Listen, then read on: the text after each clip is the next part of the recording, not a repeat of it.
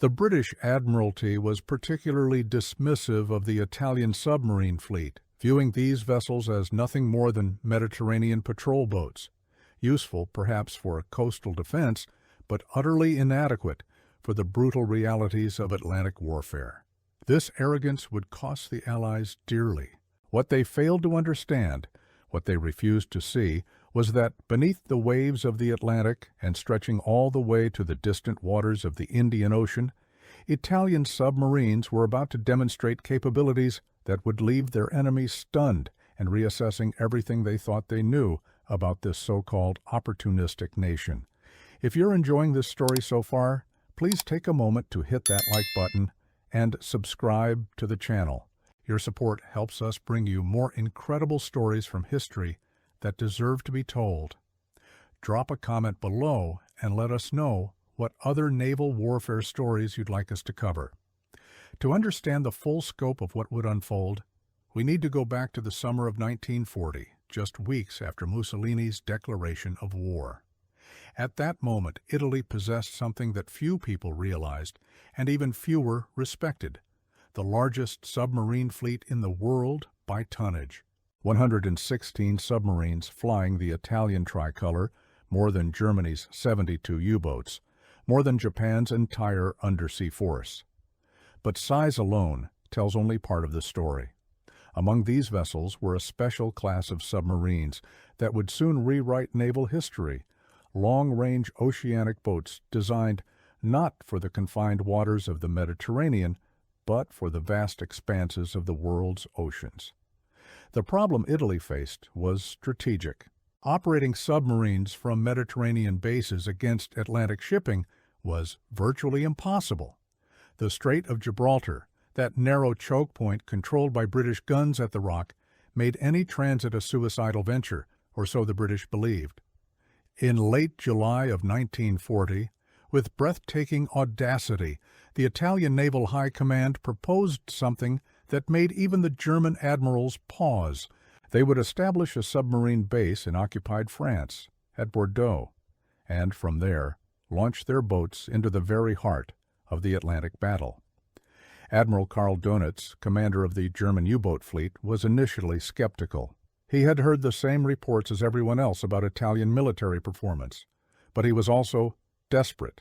His handful of operational U-boats was woefully insufficient to strangle British supply lines, and here was an ally offering to effectively double his submarine force overnight. What happened next defied every prediction. In September of 1940, the first Italian submarines began their transit from Mediterranean ports to Bordeaux. The journey required passing through the Strait of Gibraltar, a passage so treacherous that German U-boats had already suffered losses there. The British had established sophisticated detection systems, patrol aircraft constantly scanning the waters, and destroyers ready to pounce on any submarine signature. 28 Italian submarines attempted this passage in the following months. Every single one made it through successfully. Not one was lost.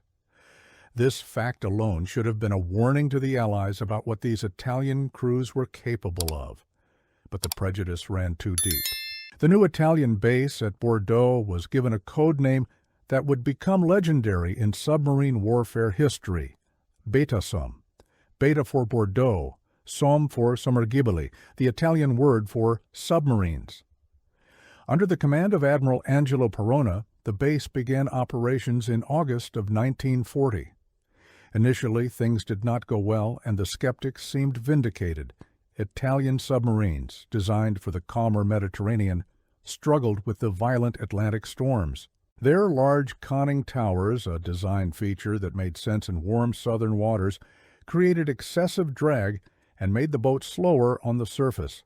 More critically, Italian submarine doctrine differed fundamentally from German practices. Italian commanders favored daytime attacks while submerged, methodical, and by-the-book operations. The Germans had learned that the key to success lay in aggressive nighttime surface attacks, using the submarine as a fast surface vessel that could dive when threatened. The results were initially embarrassing.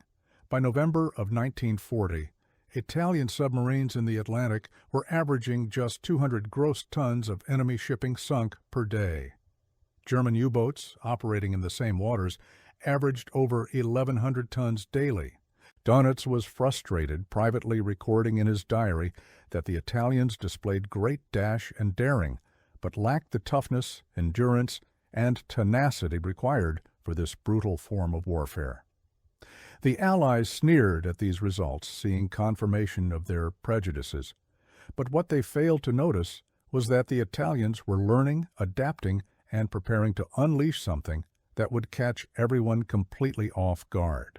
The turning point came through a combination of Italian pride and German pragmatism. The commanders at Biedesheim recognized their shortcomings and began implementing sweeping changes. They established training schools at Gotenhafen, where Italian officers learned German tactics firsthand. They replaced older commanders, some of whom were in their 40s, with younger, more aggressive officers who possessed both skill and daring. Most importantly, they began modifying their submarines themselves. The oversized conning towers that had proven such a liability were rebuilt to a smaller, more streamlined German style. The boats underwent mechanical improvements to enhance their reliability in rough Atlantic conditions. By 1941, the transformation was becoming evident. In January of that year, Italian submarines began operating in the central Atlantic, particularly in the waters around the Azores and the Canary Islands.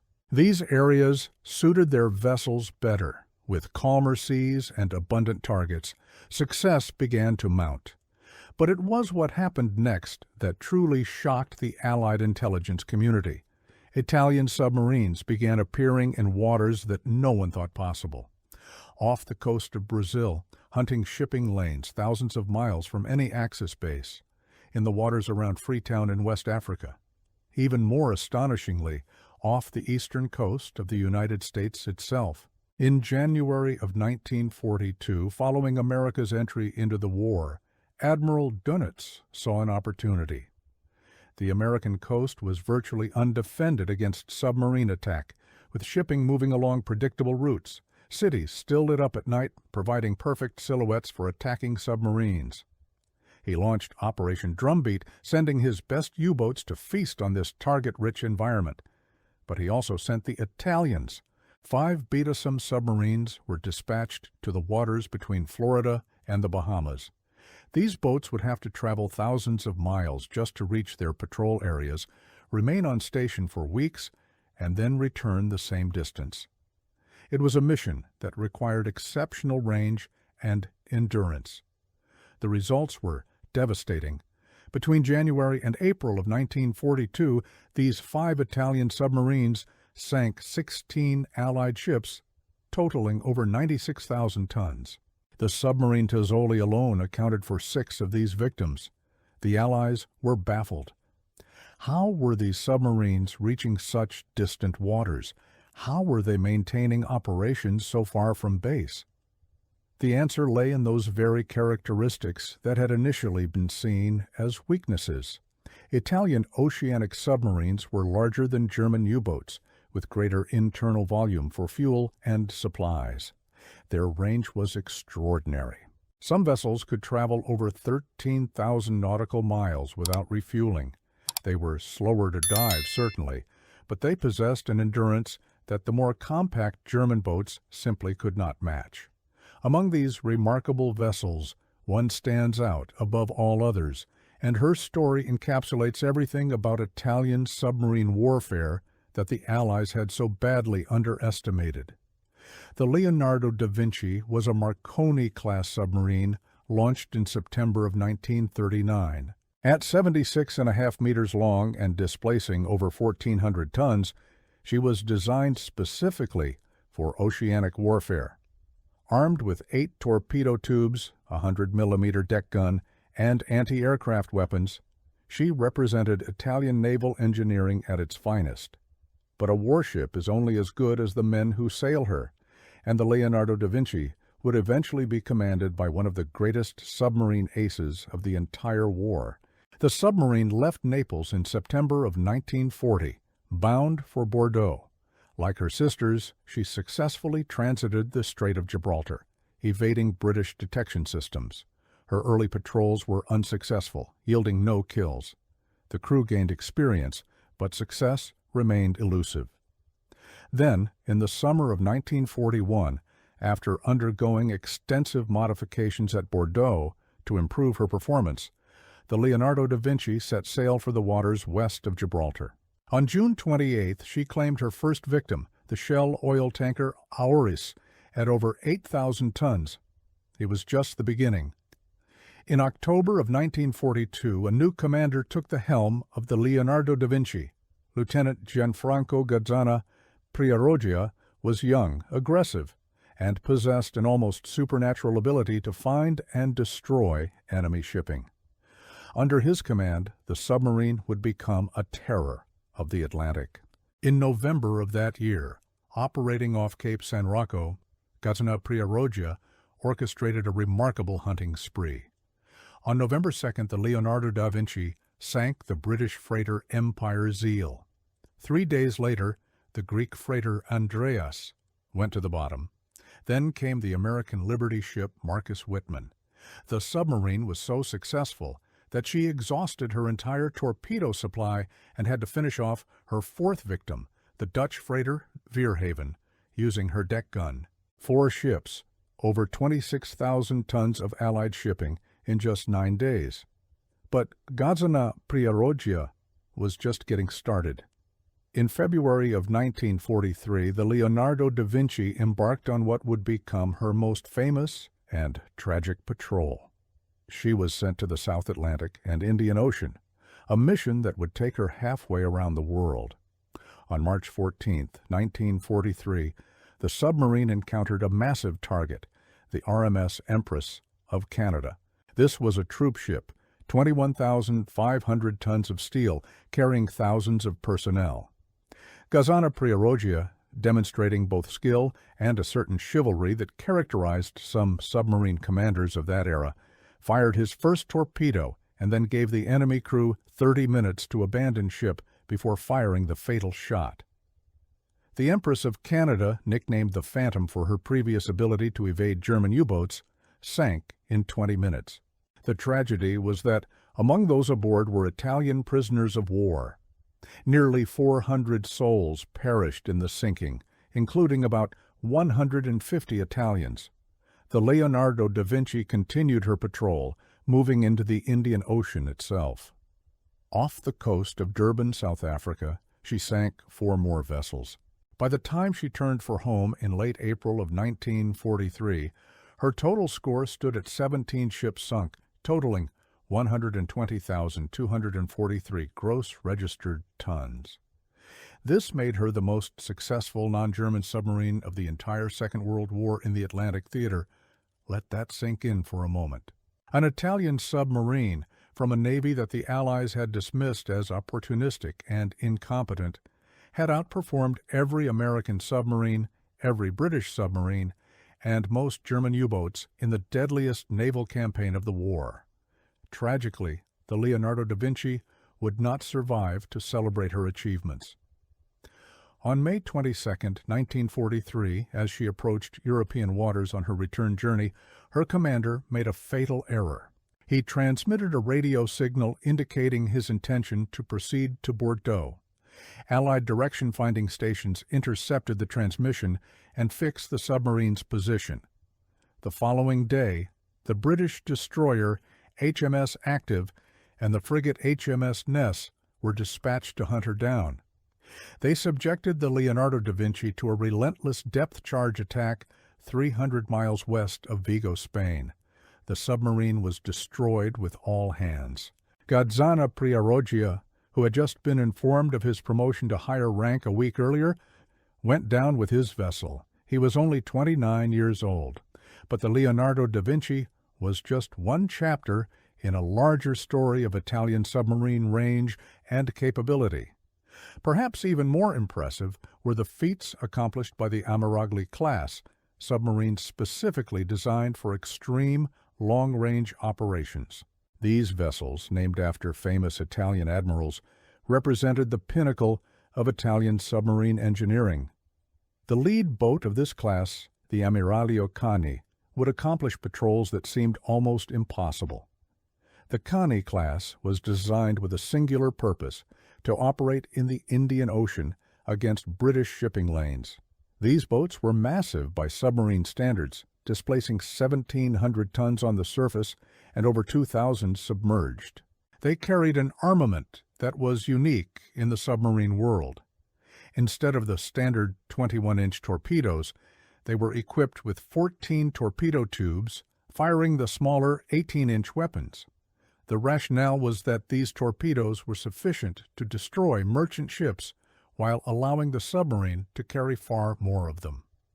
The Cagni carried 38 torpedoes, an astonishing load that dwarfed anything carried by German or American submarines. But the most remarkable feature was their range. The Ammiraglio Cagni could travel 19,500 nautical miles at economical speed without refueling. To put this in perspective, this was sufficient to sail from Italy to their intended base in Kismayu, Italian Somaliland, without stopping. It was range that rivaled the largest Japanese submarines and far exceeded anything in the German fleet. The war, however, had other plans for these magnificent vessels. When the Cagni-class submarines entered service in 1941, the strategic situation had changed dramatically. North Africa was consuming vast quantities of supplies, and the Axis powers were struggling to maintain their forces there. The Italian command realized that these large submarines, with their cavernous interiors, could serve as transport vessels. It was an inglorious role for such capable warships, but necessity demanded it. 3 of the 4 Ammiraglio-class submarines spent much of their operational lives ferrying supplies to beleaguered Axis forces in North Africa. The Ammiraglio Saint-Bon made multiple successful runs to ports like Bardaya and Derna, carrying tons of precious fuel and ammunition. The Ammiraglio Mio and Ammiraglio Caracciolo performed similar duties. All 3 would be lost to enemy action, 2 falling victim to British submarines and 1 being scuttled. It was a tragic waste of vessels designed for far greater things. But the 4th submarine, the Ammiraglio Cagni herself, would finally fulfill the destiny for which she was designed, and in doing so would accomplish one of the most remarkable submarine patrols of the entire war. In October of 1942, the Cagni departed from La Maddalena for the South Atlantic. Her mission was to intercept Allied shipping around the Cape of Good Hope and, if possible, penetrate into the Indian Ocean. What followed was a patrol of epic proportions. The Cagni sailed southward, passing the Canary Islands and entering waters that few European submarines had ever visited. On November 3rd, she found her first target, the British motor vessel Dagomba. 3,845 tons of Allied shipping went to the bottom. Later that month, on November 29th, she encountered and sank the Greek steamer Argo off the Cape of Good Hope. The submarine had now traveled thousands of miles from any friendly port, was operating in enemy-dominated waters, and was successfully hunting Allied shipping. The Cagni continued her patrol, searching for more targets. But the Allies, aware of submarine activity in the area, had begun rerouting their shipping along different lanes, making targets increasingly scarce. By early December, the submarine had reached the limits of her endurance. Despite carrying enormous fuel reserves, she had to turn back. The journey home was just as dangerous as the journey out. On February 15, 1943, while transiting the Bay of Biscay, the Cagni was attacked by a British Sunderland flying boat. Italian submarines, being slower to dive than their German counterparts, had developed a different response to air attack. Instead of crash diving, they would stay on the surface and fight it out with anti-aircraft weapons. The Cagni's crew manned their guns and drove off the attacker, though not without loss. Sergeant Michelangelo Canestraro was lost in the engagement. 5 days later, on February 20th, 1943, the Ammiraglio Cagni entered the port of Bordeaux. She had been at sea for 136 consecutive days. This was the longest continuous patrol by any Italian submarine during the entire war, and one of the longest by any submarine of any nation. The Connie had traveled thousands upon thousands of miles, operated completely independently in hostile waters, successfully hunted enemy shipping, and returned safely to base. It was a feat that should have finally silenced all those who had dismissed Italian naval capabilities. But the Ammiraglio Cagni's story was not yet finished. In 1943, the strategic situation took another dramatic turn. Germany and Japan were struggling to exchange vital strategic materials. Japan controlled territories rich in rubber, tin, tungsten, and quinine, all desperately needed by the European Axis powers. Germany possessed advanced technology and manufacturing knowledge that Japan required. The problem was how to exchange these materials across oceans dominated by Allied naval and air power. Surface blockade runners had initially attempted these missions, but by late 1942, Allied patrols had made such voyages nearly impossible. The solution was submarines. German U-boats were considered, but they were needed in the Atlantic campaign, and their relatively small size limited their cargo capacity. The Italians, however, had those large oceanic submarines at Bordeaux. Admiral Dönitz approached Mussolini with a proposal. Italy would convert several of its Beta Somme submarines for transport duties, stripping out their torpedo tubes and offensive equipment to maximize cargo space. In exchange, Germany would provide Italy with an equal number of Type 7C U-boats. 7 Italian submarines were selected for this extraordinary mission: the Bagnolini, Barbarigo, Comandante Capellini, Finzi, Giuliani, Tazzoli, and Torelli. These vessels underwent extensive modifications at Bordeaux. Their deck guns were removed, torpedo tubes converted to fuel tanks, and internal spaces reconfigured to carry cargo. Each submarine could transport approximately 160 tons of materials. The mission was extraordinarily dangerous. These submarines would have to traverse the entire Atlantic Ocean, round the Cape of Good Hope, cross the Indian Ocean, and reach Japanese-held ports in Southeast Asia, primarily Singapore. The journey covered over 15,000 miles through waters patrolled by Allied aircraft, ships, and submarines. Any vessel making this journey was completely on its own, with no hope of rescue or support. The first submarine to attempt this mission was the Comandante Capellini, codenamed Aquila III. She departed Bordeaux on May 11, 1943, carrying 160 tons of critical cargo, including mercury, aluminum, optical bomb sights, tank blueprints, and various advanced military equipment. The journey was treacherous. As the submarine rounded the Cape of Good Hope, she was battered by heavy seas that nearly destroyed her. But the Italian crew persisted, and on July 9, 1943, the Comandante Capellini arrived at Sabang in Sumatra. She was the first Italian submarine to reach the Pacific War area, a feat that stunned both friend and foe. The submarine continued to Singapore, where her cargo was unloaded. She then took on a return cargo of rubber, tin, quinine, opium, and spices. The Italians had proven that such missions were possible. It was an achievement that demonstrated range, seamanship, and endurance of the highest order. But fate had other plans. On September 8, 1943, while the Comandante Capellini was preparing for her return journey, Italy signed an armistice with the Allies. The news reached the submarine crews in the Far East, leaving them in an impossible position. They were thousands of miles from home, in ports controlled by their former Japanese allies, now technically at war with their former German allies. The situation was chaotic and tragic.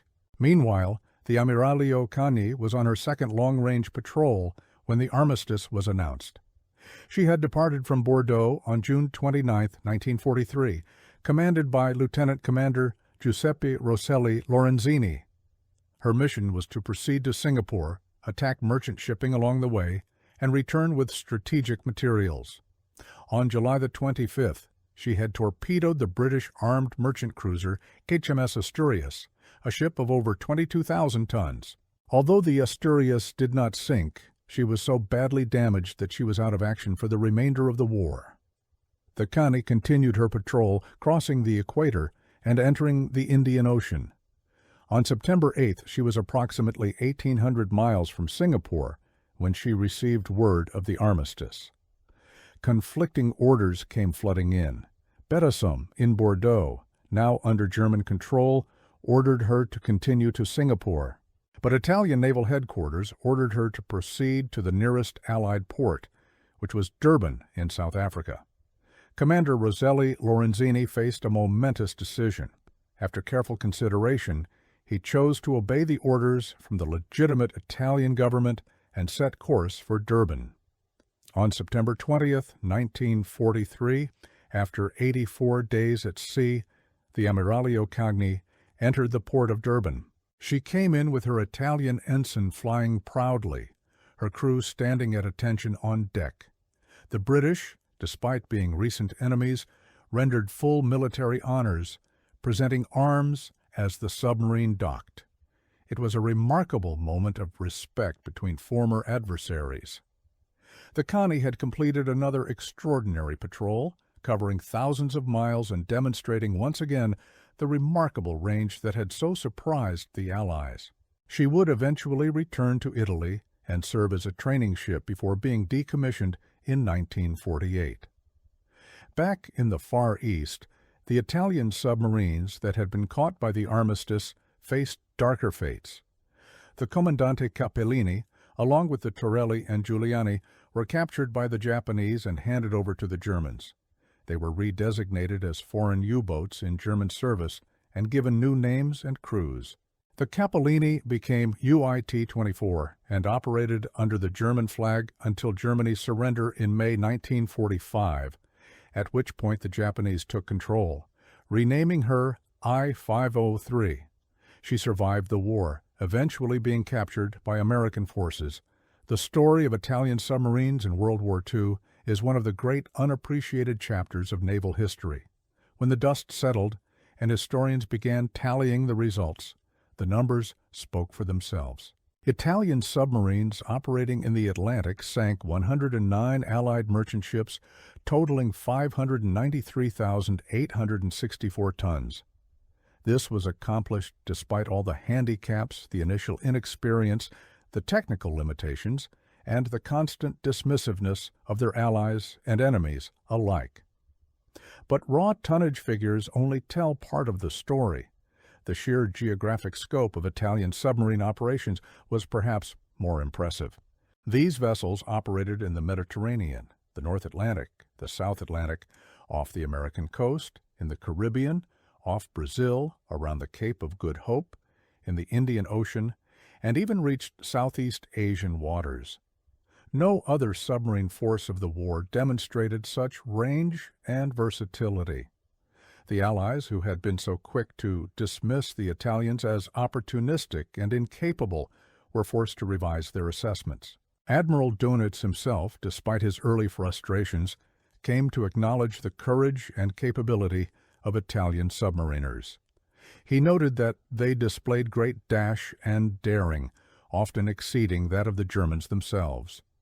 The problem had never been courage or ability. It was doctrine, technology, and the steep learning curve of adapting to Atlantic conditions. What makes this story particularly poignant is how close the Italians came to achieving even greater things.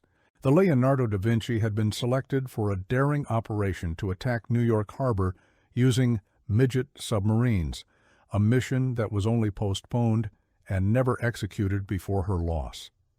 The potential for such an operation, had it succeeded, might have changed the entire complexion of the war in the Atlantic. The Italian submarine force paid a heavy price for their achievements. Of the 116 submarines Italy possessed at the start of the war, 88 were lost, over 75% of the fleet. 3,021 Italian submariners perished beneath the waves, their sacrifices largely forgotten by history. Yet their accomplishments endure for those willing to look beyond the stereotypes and examine the actual record. The submarines themselves were remarkable pieces of engineering. The Connie class, with their 19,500-mile range and 136-day patrols, represented capabilities that would not be matched until the nuclear age. The Marconi-class vessels, like the Leonardo da Vinci, combined range, firepower, and seaworthiness in a package that proved devastating to Allied shipping when properly commanded. The personnel who manned these submarines were equally impressive. Commander Gianfranco Gazzana Priaroggia became Italy's leading submarine ace and one of the top non-German submarine commanders of the entire war. Commander Salvatore Todaro of the Comandante Cappellini became famous not only for his military success, but for his humanity in rescuing survivors of ships he had sunk, sometimes towing lifeboats for hours to bring them to safety. These were professionals of the highest caliber, serving in a branch of their military that received little recognition and faced constant danger. The transition of Italian submarines to transport duties in 1943 represents another fascinating chapter. These warriors became cargo carriers, their torpedo tubes filled with fuel instead of weapons. Their mission changed from destruction to supply. It was a role that demonstrated the strategic importance of their range capabilities. The fact that Italy attempted such long-distance transport missions, successfully delivering materials over 15,000 miles of enemy-controlled waters, speaks to both the desperation of the Axis strategic situation and the confidence in Italian submarine capabilities. Looking back with the perspective of history, the Allied characterization of Italy as opportunistic seems not just unfair, but strategically blind.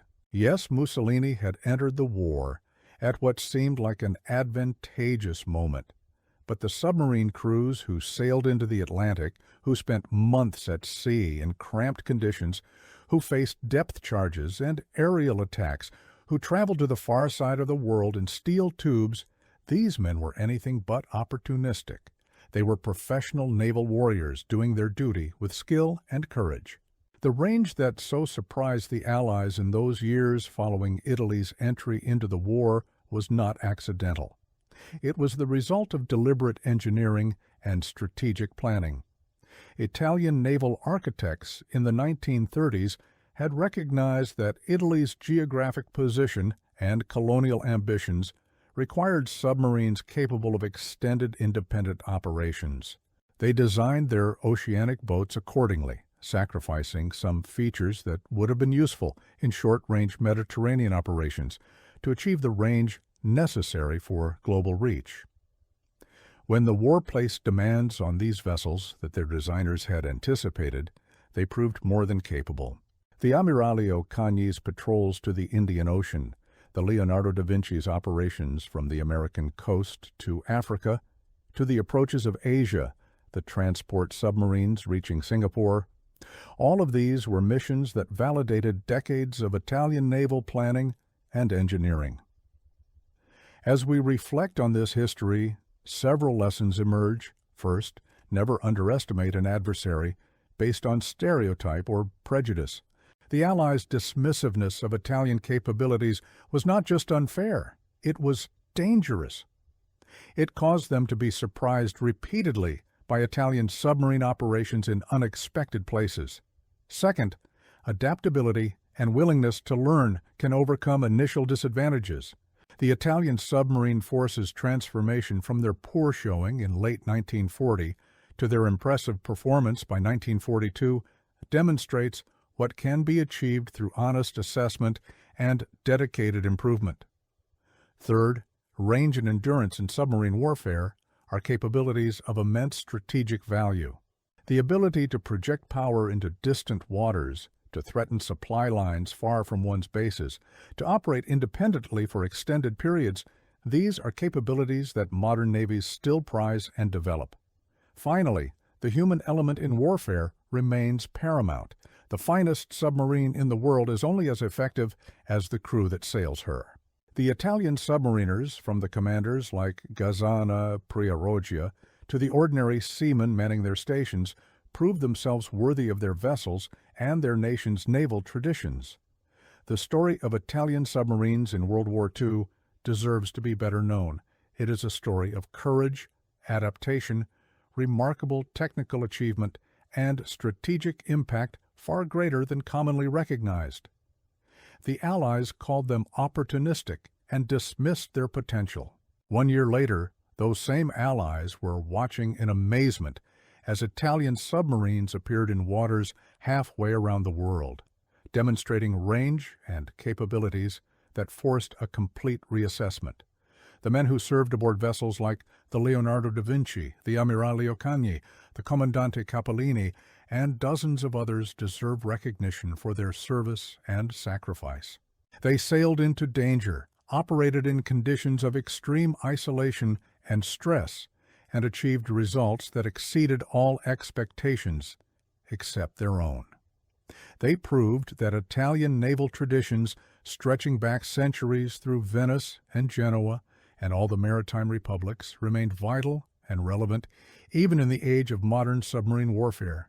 In the end, perhaps the greatest testament to Italian submarine capability came from Admiral Dönitz himself, the master of submarine warfare, who acknowledged that Italian submarines were the most widely deployed boats of any nation in the Second World War. From the Mediterranean to the Atlantic to the Indian Ocean and beyond, they ranged across the world's oceans, demonstrating that those who had dismissed them as mere opportunists had made a grave error in judgment. The waves have long since closed over the final resting places of the Leonardo da Vinci and so many of her sister ships. But the legacy of Italian submarine operations in World War II endures, a reminder that courage and capability can be found in unexpected places, and that those who judge others too quickly based on prejudice often do so at their own peril. The range that surprised the Allies 1 year after they dismissed the Italians was not a fluke or an accident. It was the natural result of Italian naval engineering meeting Italian naval courage, a combination that proved far more formidable than anyone had imagined. Thank you for watching this documentary. If you found this story compelling, please remember to like, subscribe, and share it with others who appreciate the lesser-known chapters of military history. Your support enables us to continue bringing you these stories that deserve to be told. Until next time, remember that history is full of surprises for those willing to look beyond the surface narratives. When Italy declared war on Britain and France in June of 1940, the Allied commanders shared a common sentiment that would soon prove devastatingly wrong. They called the Italians opportunistic, weak, and fundamentally incapable of waging modern warfare. Winston Churchill himself dismissed the Italian military as the soft underbelly of the Axis, a nation that had entered the war simply to grab whatever spoils Germany might leave behind.